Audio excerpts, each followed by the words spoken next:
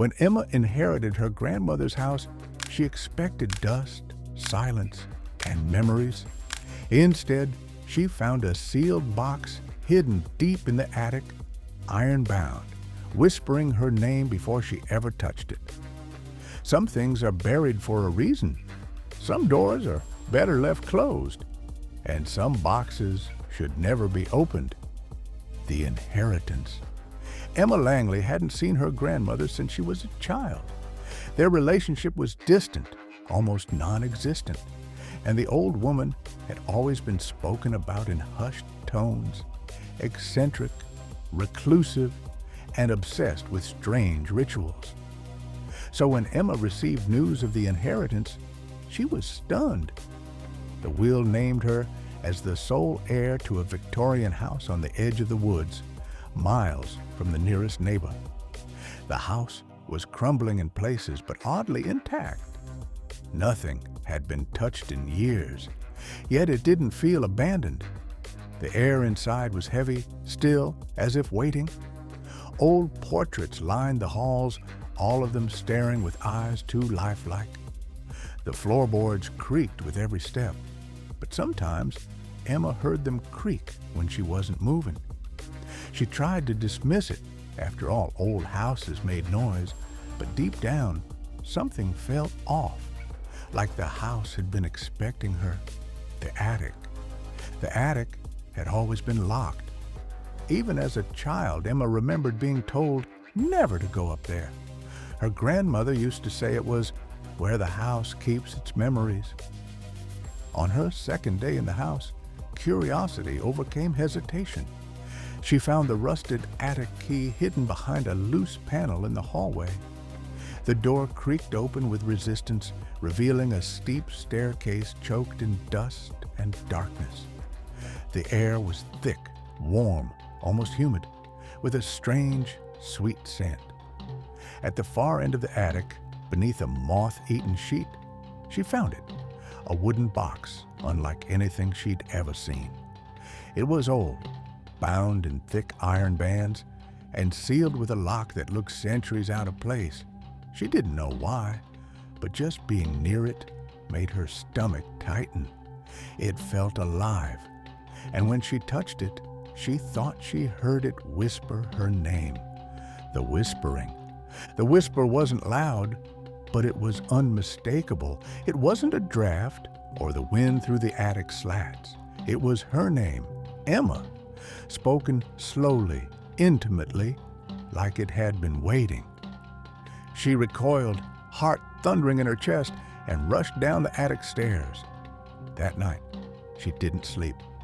Every time she closed her eyes, she saw the box. In her dreams, it sat open, pulsing with shadows. Something was moving inside, crawling, stretching, smiling.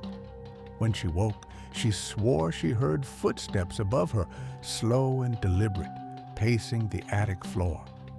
The box was still sealed. She checked it at dawn, hand trembling, but the air around it had changed, warmer, more charged. It felt like the box was aware of her, watching her, waiting. The key. She wasn't looking for it. She found it by accident. While cleaning out her grandmother's bedroom, Emma noticed a loose board beneath the dresser. Inside the floor was a small cloth bundle. Wrapped carefully inside was a cold iron key, blackened with age. It was heavier than it looked. Alongside it was a note in her grandmother's handwriting. This key doesn't open the box.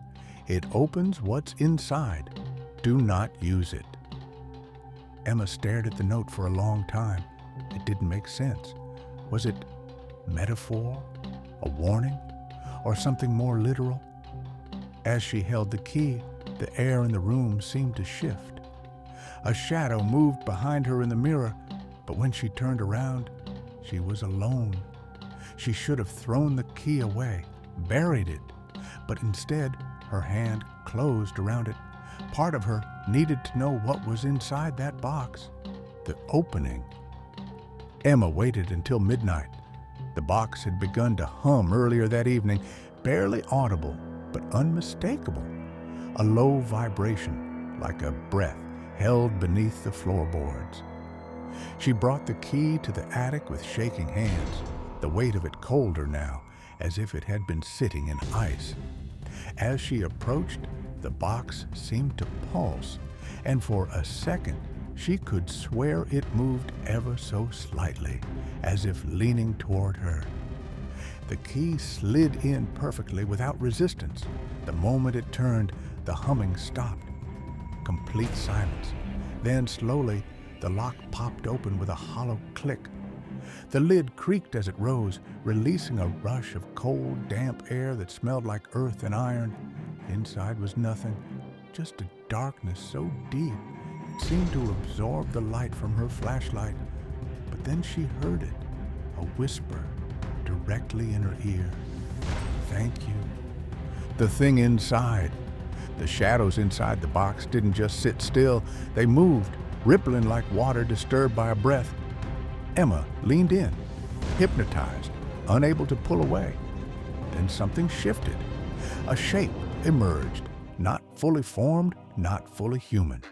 It stretched out of the darkness like smoke becoming flesh. No eyes, no face. But she knew it was looking at her. It stepped forward, but never touched the ground. And when it smiled, though it had no mouth, Emma felt something inside her twist, like her thoughts weren't hers anymore. It circled her slowly, as if remembering an old dance.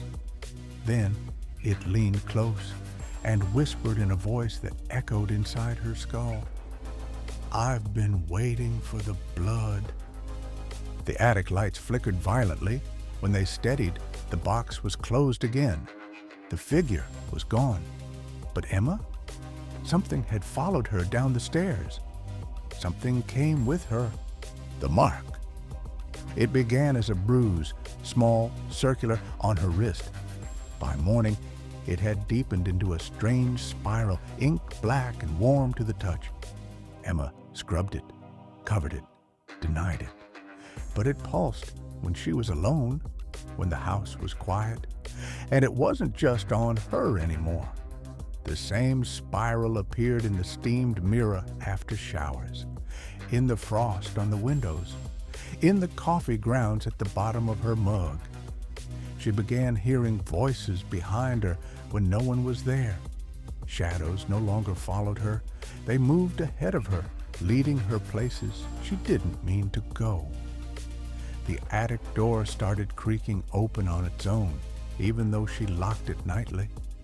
Emma knew what the mark meant now. It wasn't a wound, it was a seal. Something had entered through the box. But it hadn't come to stay in the attic. It had come to stay in her. The last entry. Emma's journal had started as a way to stay sane, to make sense of the whispers, the mark, the shadows that knew her name. But the entries changed, slowly becoming frantic, unhinged. She wrote about losing time, about waking up in different rooms, about standing in the attic with the box open, though she had no memory of unlocking it. Her final entry was scrawled in the margins, written in a shaking hand. "It's not the box that's cursed. It's me. It needed someone. It chose me. I don't know where I end and it begins anymore." The next day, she was gone. No forced entry, no signs of struggle, just the open attic, the locked box, and a mirror cracked in the center with a spiral drawn in breath on the glass. The house was sealed, but late at night, the neighbors still report a sound from the attic, a voice softly calling, "Emma." Emma Langley was never found. The house remains untouched, the box still locked in the attic. But at night, strange lights flicker in the upper window, and neighbors say they hear footsteps pacing above. If you ever find a box whispering your name, don't answer. It's not calling you, it's choosing you.